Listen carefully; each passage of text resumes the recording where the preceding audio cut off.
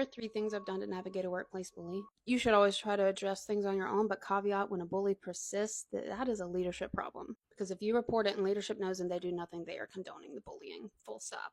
Now, of course, you always want to try to address something with someone head on, and a lot of people don't do that anymore.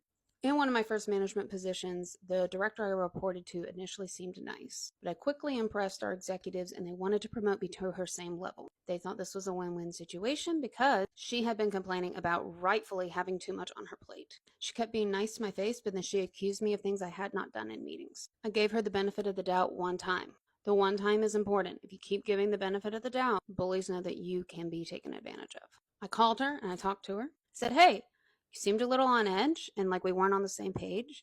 Is everything all right? She was like, yes, it's perfectly all right. All nice, high-pitchy voice, all that bullshit. And I was like, okay, because, I really respect you and I want to be able to work effectively together and take some things off your plate. And I did not ask for this promotion, which, by the way, they weren't even changing my title or pay. So it was really just giving me more work. But this was early in my career. Don't fall for that. But even without all that, she was still mad. And she was like, yeah, nope, I totally need the help. It's totally good. It's totally fine. She kept doing the same thing.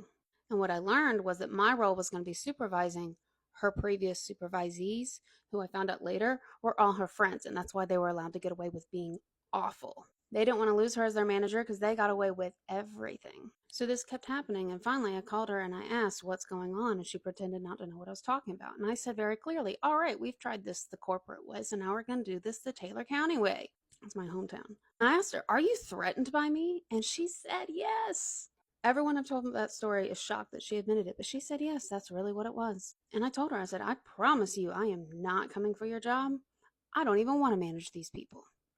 I told her how my role was completely different. She wasn't thrilled. She was shocked, but she left me alone. She knew I wasn't playing. A couple weeks later, she resigned. I think she was just miserable in general at that company. Now, her cronies who were left were still mad that she left, still loyal to her, and they blamed me for it. So they were still trying to Zoom bomb my meetings and set me up to fail whenever I would give a public presentation because I did a lot of training for the organization. And they really saw like my training role, I think, because I had high visibility, as having a lot of power or more power than them, which again, they had all the nepotism on their side, so I don't know what power I had. But they would accuse me of doing things in training that I hadn't done and then report that back to executive. But fortunately, I figured out by then to record everything. And I already did that because we had so many employees in so many time zones that I would do that in case somebody had to miss. So it wasted a lot of executive time and HR time of them having to go back, watch all my recordings and realize these people were full of it. And eventually some of them got fired, but it wasn't for that reason. It was for budget cuts, supposedly.